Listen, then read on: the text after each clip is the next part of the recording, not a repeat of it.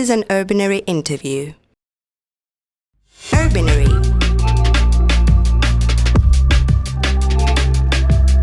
The podcast exploring how we understand and live urban spaces. To start, could you briefly introduce yourself, your professional background, and the main focus of your work?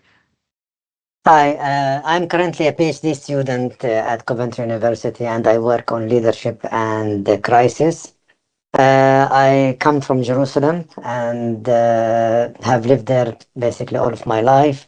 And what pushed me doing my research on leadership and crisis is, especially on the environment in Palestine, is the current situation and the previous degradation of the environment in the area. Okay, thank you. So for our episode and for this also somehow the series, we are trying to observe how the Israeli planning system operates in Jerusalem and in the West Bank to show how planning can function as an instrument of domination. So my first question would be, like, at the high level, how would you describe the planning apparatus that enables this? Well, you want to start from a holistic picture, and in the context of Jerusalem and the occupied Palestinian territories in general, you have a system in place that limits the ability of the Palestinian population to live naturally and expand naturally. And there are two, let's say, distinctive periods: the pre-Oslo agreements and the post-Oslo agreements, and the embodiment of physical restrictions on construction. So when the West Bank after the war in 1967 was under the Israeli military occupation rule, everything was done through the Israeli military office, the Israeli army planning commissions, etc., etc. And they managed to concentrate the built-up area of the Palestinian population around the city structure that we have right now. So there wasn't much of a horizontal expansion. Post-Oslo, this ability to plan was moved to the Palestinian Authority and the Palestinian local authorities as a result. And with the division of the areas into area A, B, and C, you had a distinction of what and where Palestinians can plan and what Palestinians can do on their territory that they are supposedly controlling. So in essence, you witnessed a boom within areas A, a little bit within area B, but area C was left because it remained under the Israeli military control. At the same moment, this limitation of horizontal expansion led to the vertical expansion of Palestinian cities. And as such, that impacted the movement of the population, change of the habitation habits, and the following impacts on all of the construction of the city, and the city becoming a center of attractiveness, and where people were unable to go and build into their areas, into the wider areas. So in essence, you had that control. And then when the second Intifada happened in the year 2000, the realization of the control became alive. So you had a checkpoint system around the Palestinian cities that literally suffocated the city itself and controlled whoever goes in and whoever goes out, and what also goes in and what goes out. So the Palestinians realized that they are now into what I came to call a city-state. Full stop. It's governed, it's inside. You cannot move outside. Your movement is controlled. Your movement is monitored as well. So in this cityscape environment, the planning, so the way the territory is organized, is also related to the to the city, and there could not be in this way a sort of vision of the whole territory because it's imposed in this way, right? Yeah. This is the major. The Palestinians were never able to control mega infrastructure projects. So we were all of the municipalities, all of the let's say local government authorities, by some way or another, were subject to the Israeli veto on any kind of mega infrastructure project design. And I remember a big crisis erupting in the year, I think it was 2005, if I'm not wrong, about solid waste collection. The Israelis, for the cities of Ramallah and Al-Bire, the Israelis decided that the landfill that was used was becoming more and more, let's say, encroaching on the population as the population was growing into that area, because that was one of the only spaces for the population to expand. So it became a health hazard. You needed to move it, and the Palestinians were unable to locate any other location. And then they had, which is actually happening right now, they moved the solid waste to Zahrat al-Finjan waste dump area near Jenin. So imagine you have to go around 70 kilometers, 100 kilometers, hauling the city's waste from Ramallah and Al-Bire into Jenin. So this is a kind of the levels of control that are exercised.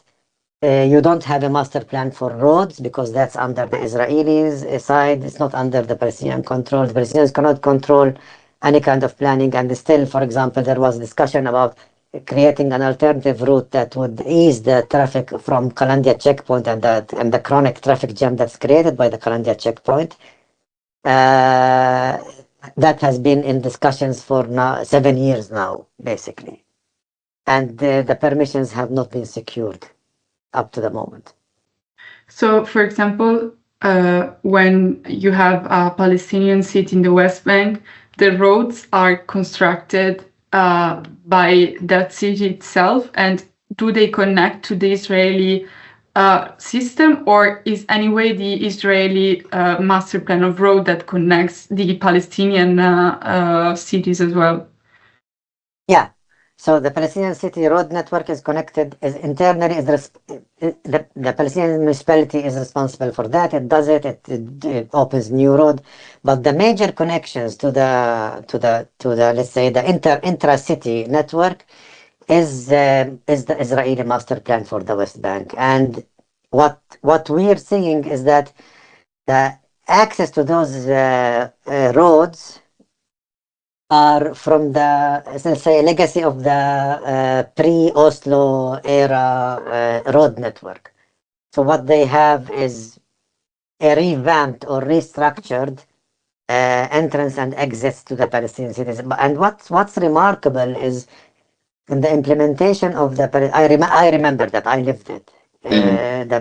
The major line used to run through the Palestinian cities. So Road 60, which is the major one that connects between all of the Palestinian cities, used to run from Jenin in the north down to Bir Saba in the south. So it would go through Nablus, it would go through Ramallah, it would go through Bethlehem, it would go through Hebron down to Bir Saba.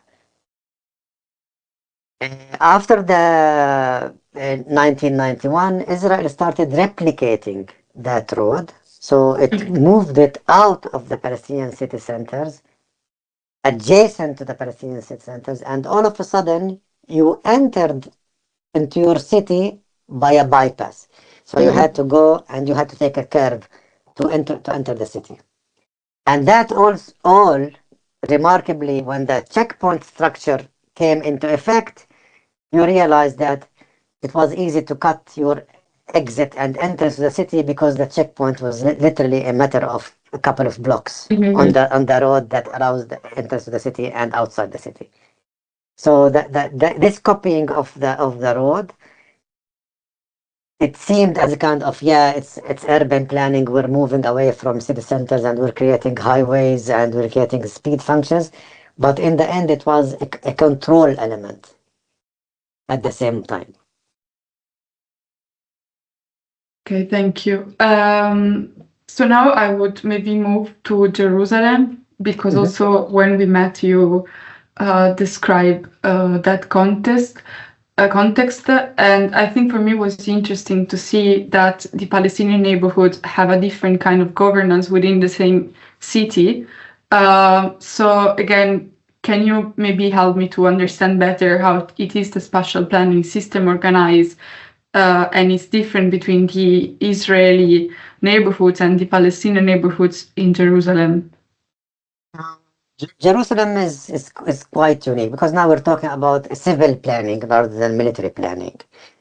But what was created after the year 2000 was, and this is what I covered in my piece in the conference, was the creation of these gray areas that they are under the authority of the Jerusalem Israeli municipality on paper, yet they are out of its control. So because these areas are outside the Israeli wall. So inside the Jerusalem area, inside the Jerusalem built-up area where Palestinians live, everything is controlled by the Israeli Jerusalem municipality. All of the housing permits are issued there. Now, what Palestinians lack on that aspect is the ability to propose, let's say, community building plans. Because in our essence, we build on our own simply. So as a kind of cultural thing, families tend to build their own houses. So they apply for their own housing permits to go up. And this is where the problem lies. These permits are not issued in the frequency that are needed or to meet the demand that is for the regular population. And in the end, Palestinians either go through a very, very complicated process of seeking the permits and spend so much money on that process, or they risk it all and build without a permit. And when they do build without a permit, that building becomes immediately marked and it is slated for demolition, slated for fines from the municipality, slated for fines by court orders as well. So that's the constraint on the space inside the Jerusalem Israeli municipality borders within the wall. Now, if we want to continue using the technical terms of being under the Israeli Jerusalem municipality but outside the wall, this is where the municipality exercises minimum enforcement, and as such, these areas outside the wall witnessed a massive building boom post 2005 because they supplied for a huge demand. So people wanted houses and lives within Jerusalem. They were unable to get that within the wall, so they were able to find it outside the wall. So people in those areas of Kufr Aqab, Ras Khamis, Bir Ona, they were able to find a house that they could afford and they could live in. But the problem came because all of the building was done without any kind of permission, without any kind of control, without any kind of,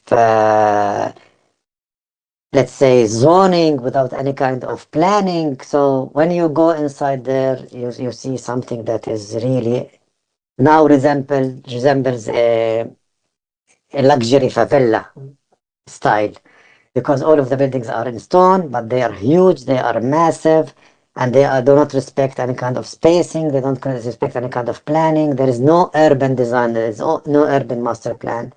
And even at one point, if you go through one of those streets, you literally, sunlight cannot get through in between the buildings. You're in the middle of the day, but you're in the shade for 20 minutes once you cross the road. If you leave the Kalandia checkpoint and head for Ramallah, you go through the neighborhood of Kufr Aqab, and at a certain moment, the buildings really obstruct the sunlight from covering the road itself. But so before you told that there is this sort of a gray area that's the one that you just described. And I remember that in the conference you use, I would say, a concept for describing this area that were governance and authority vacuum. So like areas where basically there is no authority. But I'm wondering if, because as you said, there is a sort of bottom up way of the Palestinian to build their house anyway. So is there somehow also sort of informal and bottom up how to say governance network that the Palestinian build for, let's say, kind of avoiding or demolishing this vacuum that exists in the authority and governance system? This is quite complex. These areas themselves are quite complex because they are out. What I used two concepts to describe. I used compressed urban expansion because the buildings are expanding in compression, because compressed in space, compressed in time, so everything is growing up vertically. And I used also virtual sovereignty because this is the sovereignty that is exercised by the Israeli municipality. So everything is monitored from aerial scans, etc., etc. And there is this vacuum. Everybody wants to live there because it maintains the link to Jerusalem. Yet at the same moment, Jerusalem does not come to them. Jerusalem, the government, does not come to them. So you're left with this vacuum. And this vacuum has its own deficits, its own problems. You have family fightings all the time. You have drugs. You have traffic chaos. This is actually one of the memes of the Kafar Aqab area, for example, is that you have two sides of the road and you have six sides of the traffic movement. You could be going one way and you find somebody coming in the other direction against you. Mm-hmm. So this is how to describe it.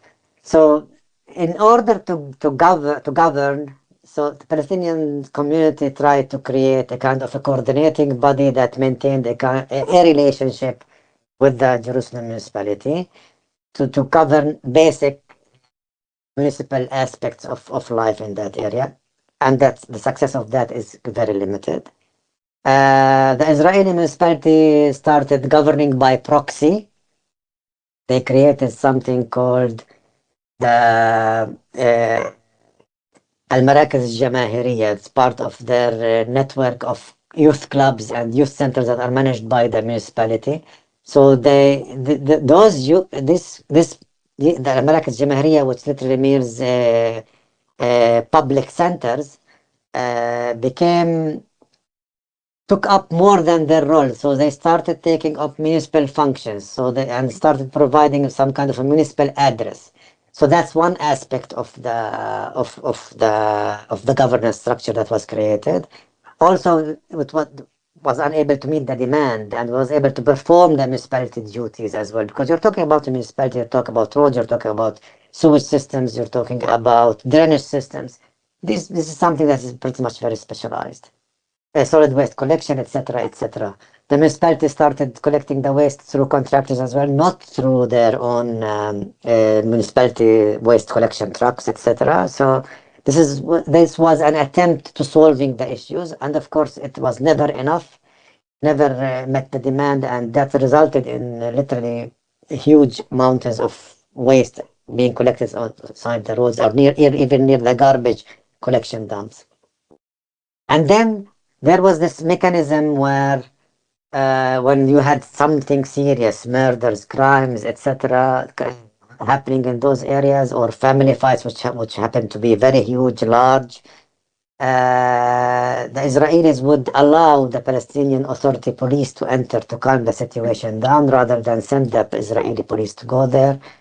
But that would require lots of coordination. And that coordination took lots of time as well until that happened. So in the end, you would have the physical casualties or the fight going out of proportions had the police force intervened earlier. In fact, like one of the questions that I was that came into my mind when you were discussing is also the conflict issue among Palestinians, especially, of course, like an urban planner, so I observe space, but I see, I don't know, in Milan, when you build something and the house next to you doesn't like, there is conflict. So, for example, now Politecnico is building a new campus. It's not very much appreciated by the local residents, so there is a conflict. But in this case, it's managed by the municipality. So. Yeah. In that case, as there is no authority that say, for me, this is good, I guess it's complex also. And probably it's very individual. It is a very individual, and it is sadly enough. Now people could get angry from this word. It's also a kind of your weight, your family's weight, your relations. So I wouldn't be disclosing any secrets. Lots of those areas were built illegally on lands that were not for the owners of the buildings. So an empty plot of land, the people come and they take that land and they start the building there. And that led to the problems with the owners of the land, who would be either outside the country, etc., and they would find that there is very limited thing that they could do. The authority is not ready to intervene, the municipality, and the Palestinian authority is out of their remit because it's not under their jurisdiction. And so you end up with this. If you have a strong family, then you could fight it. If you don't have a strong family, then you sit to the side and sulk at your loss. So this is one of the issues that happened.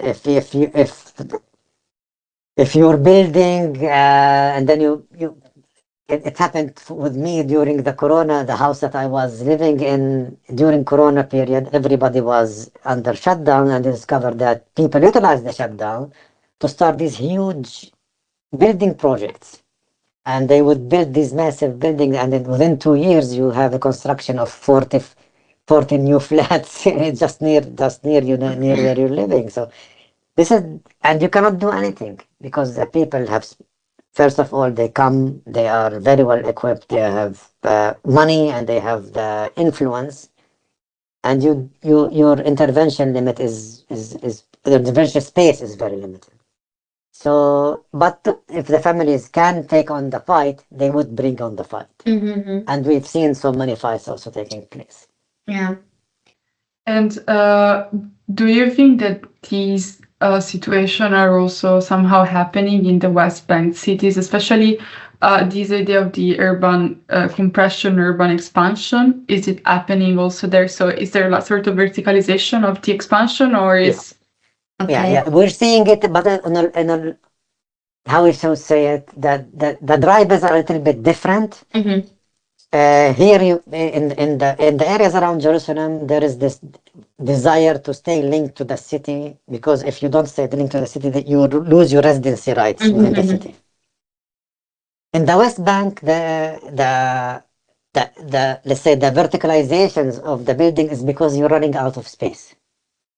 So there is this limited space within the municipality area where the municipality can issue building permits. And this is being taken up now. And there are different kinds of projects that are being, let's say, erected and going. And the city centers now have transformed in the period of the 90s, 2000. You had a 2-story design city center. And now they moved into full-fledged 9 stories, 11 stories city centers. And that is now growing. And because of the sheer cost of land, people now are building high rises so that they could basically make the economics work for those buildings. So you don't have the luxury any longer to buy your plot of land and build your 2-story house or 2-story, unless you're very wealthy. So if you're the average medium income, medium-sized family, you would go and live in a flat. Now, and there is now this is one of the main drivers. So you're combining between the political restriction on horizontal expansion with the natural growth of the city, also the growth due to the inner immigration, people moving in from other cities because, for example, Ramallah is a business hub. Nablus is a business hub as well as Bethlehem. So you're moving into those areas, so you need to meet the demand of that population, and you go up because the land is so expensive for a person on average income to own a plot of land, unless they inherited it from their parents or something.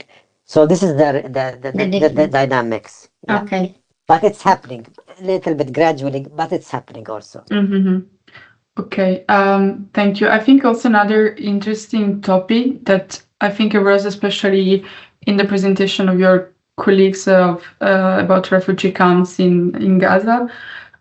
It's this idea of the tension between temporariness and permanence of some of the structure that are being built, especially I guess in Gaza, but I guess in the whole Palestinian cities, neighborhood, etc. So I don't know, it's not a question, but it's mainly, do you want to comment on this, and do you have something to reflect on? This is actually it was one a very interesting concept that came out from that session, from that discussion, and it's this relationship between temporary and what I can do within a temporary escape that does not affect my permanent status is always in the background, not about only let's say the Palestinian within the refugee camp, but also within the Palestinian in general, because each aspect of Palestinian lives is controlled within that duality.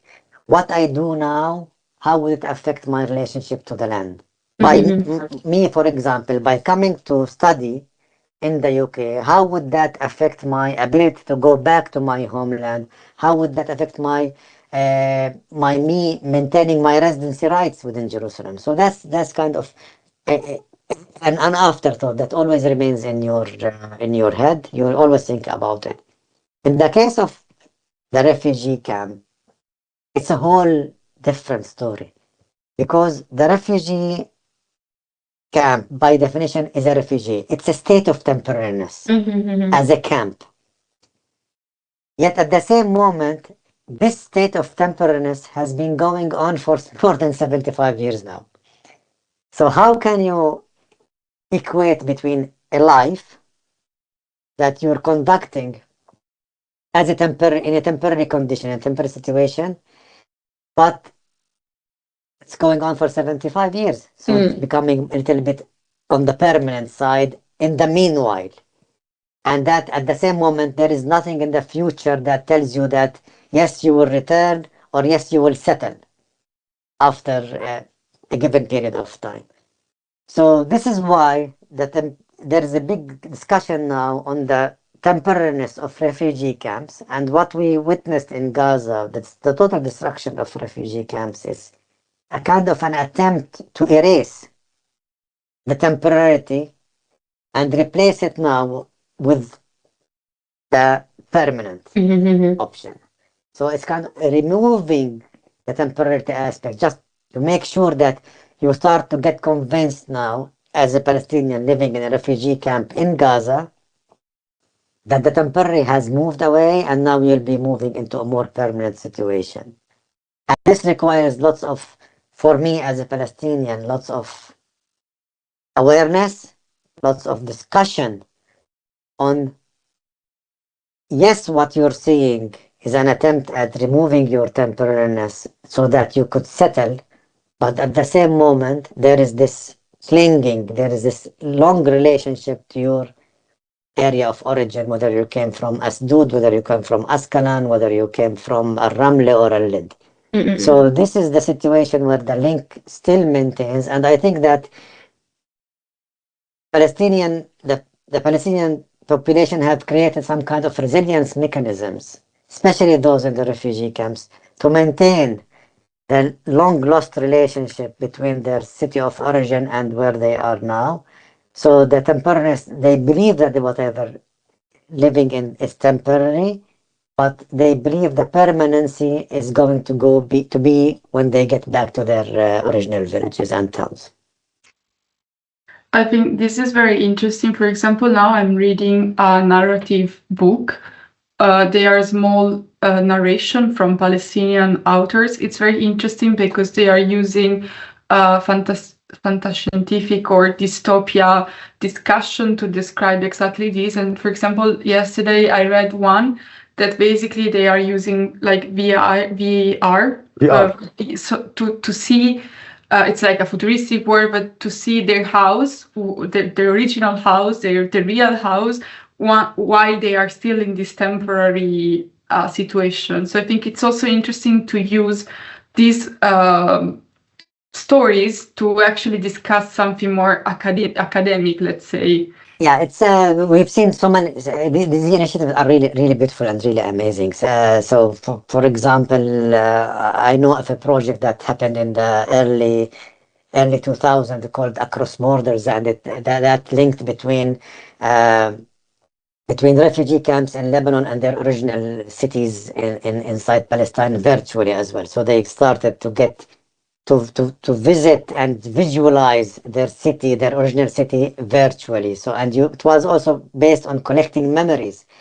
So you created the city through the memories, because the city is no longer existing now.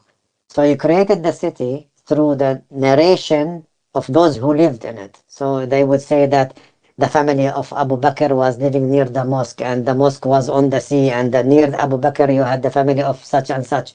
So this relationship, this movement created a virtual, and here is really interesting concepts, a virtual permanency that was utilized by the actual temporary people. So this was really interesting. Another initiative, and this actually a comment on this state. I was involved in a project a while back of a photographer that visited refugee camps all around West Bank, Gaza, Syria, Lebanon, and Jordan, and met with the people and asked them, where do you come from? Where do you come from? Where do you come from? And then this person got back to those original villages and towns and took photos of what is left with those original towns and villages, and put the people with the photo of the original city, village, and town. One very intriguing photo, it was really an amazing concept, was with a lady of, I think she was something like 72 years old at the time. And when the photographer told her that he's doing this project, he asked him for 10 minutes. She went in and changed into her wedding dress. Okay. From I think it was in 1948. Her wedding happened in 1948. And he asked her why you decided to change into your wedding dress. And the response was really amazing. She said, this is how I left my city. This was the time that I left my city. I was in my wedding dress. And if you're taking the photo of me, I want to be remembered the way I left my city. So it was an amazing, she was in al-Badawi refugee camp in Lebanon. It was an amazing juxtaposition of the whole concept of temporariness. So for this lady, the time stood still. Yeah. So those 70 years that happened when she left the house and when that photo was taken, the time stood still. And she wanted to be remembered as she left her city. That's So right, yeah. it's also relation to her life, Yeah. how she sees her life. So her life stopped after she left her city. Is there like a website or a place where I you don't can think see it is this? active anymore. I don't think Okay. because it was a while back. It was in 2007. Okay. Very interesting. I can send you the link of the curator if you were interested. Yeah. If she still has them. Yeah, very interesting. I would go back to planning for maybe the last two questions. The first is we use this idea of describing planning by having a sort of dark side. So usually planning is done for bettering the place, bettering the way we live, etc.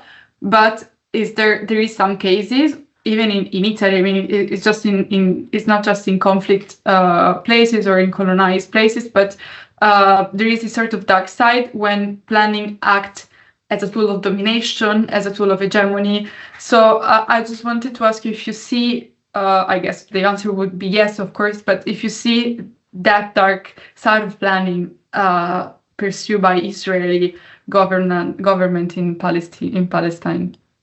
It's not about even calling it dark. It's obvious. It's obvious. When you go on the road network, you find that the access to the Israeli settlements is easy, is open, is big, is huge, is controlled by traffic lights, for example. Whereas the access to the Palestinian city that is immediately after, or even on the other side of the road, is restricted by a gate. The fact that you cannot even make a left turn into the Palestinian city, you have to go a very long way so that you can take a turn and go into the city. So this is a concept, and you have to visit the Jordan Valley. The Jordan Valley is the prime example of how planning is used. So imagine you're on the Jordan Valley Road, Road 90. You want to go into a Palestinian village. You discover that this is the entrance of the Palestinian. It's literally on your left side, but a simple white line which separates between the two sides of the road exists, and legally you cannot go. You have to go for a long time until that line breaks, creates the opening for you to make a U-turn so that you go back and go inside the Palestinian village. Palestinian villagers who need to cross that line, they see their land literally 6 meters away from them. They are unable to do that. And when they try to do it, when the road is empty, for example, they are fined. So it's a matter of that planning is really obvious. It's not dark even. Jerusalem itself also, there was this boom in building new roads and new structures and opening up the city, linking the city together in ways that were not there before the year 2000. And then you discover that these assumed easing of the transportation network for the residents is also another tool of control, because you discover that the access to the Palestinian neighborhood is controlled immediately. You could literally close the access to Al Aisawiyya, to Beit Hanina and Shafat by a simple roadblock. Even when they put in the tram, they confiscated lots of land from Palestinians inside the tramway in Jerusalem, to discover only that it doesn't reach Palestinian neighborhoods. It only serves one Palestinian station, one Palestinian stop, and that's it. That's it, yeah. Yeah, so this is the level of obvious use of planning to control populations. Yeah, And amazing. in the West Bank, the whole road network is geared towards controlling the horizontal expansion of cities and towns and villages. So the whole literally cities are strangled by the road networks. Thank you. I think I have, let's say, one last question regarding the interview, and then two other issues that I want to cover. But as I think I also told during the presentation, everything that we are doing would be in Italian, because we noticed that there is a huge gap in the Italian academia, especially in the planning school, regarding this. There are some attempts, but very few. So my question is, from your perspective as a scholar, as a Palestinian scholar, what should Italian urban scholars knowledge about planning and power in the Palestinian-Israeli context, and how can we as Western or Italian scholars produce knowledge that concretely supports the Palestinians' right to remain in their homes and territories? Oh, that's a big question. Yeah. Look, Italy is not disconnected from Palestine. So the master urban plan for the old city of Jerusalem is Roman. So we have the El Cardo Major and El Cardo Menor, which are the legacy of Roman building in the city. So you're still there by some sort. historical, let's say, historical sense. And for me, it's not only up to the Italian urban planners and academics on how you cover these cities, but the problem of how should I say it? The problem with academia is first of all lack of funding, and then the discipline controls.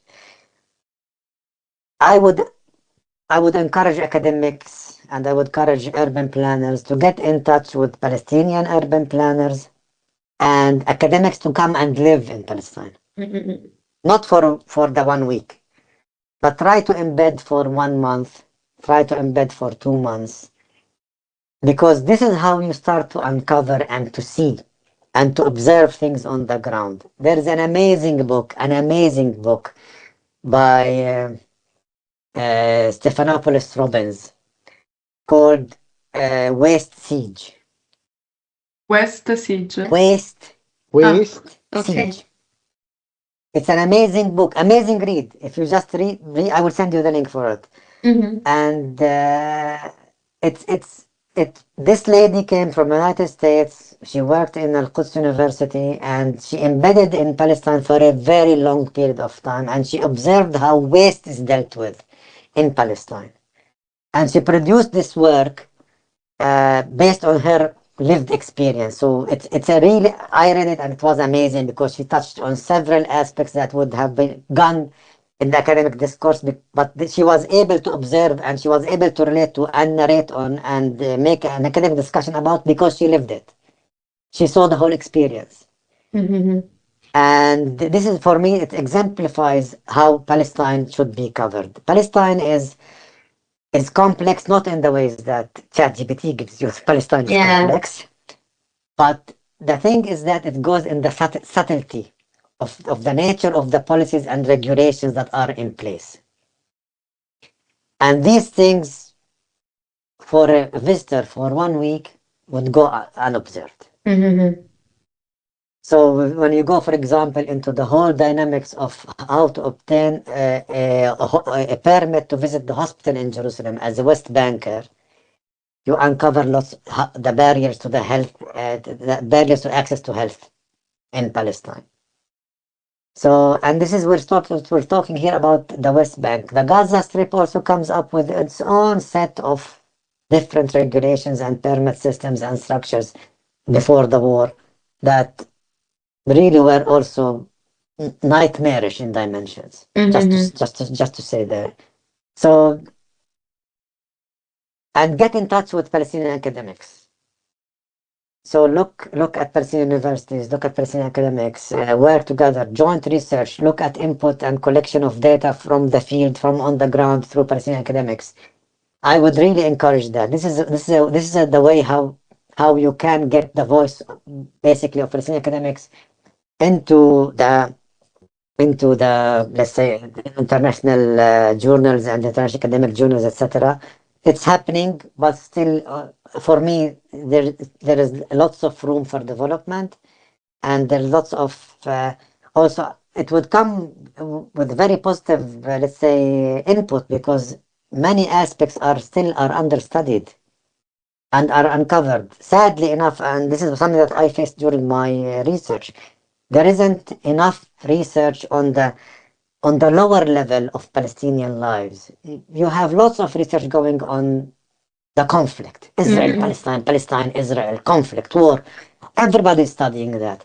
But just go down 1 degree, start looking at how a municipality functions within the city, how the donor funding structures work within the city. These are within the Palestinian Authority in general. These are all topics that need to be areas for collaboration and joint work. Urbinary is produced in collaboration with Poly Radio and the Department of Architecture and Urban Studies at Politecnico di Milano.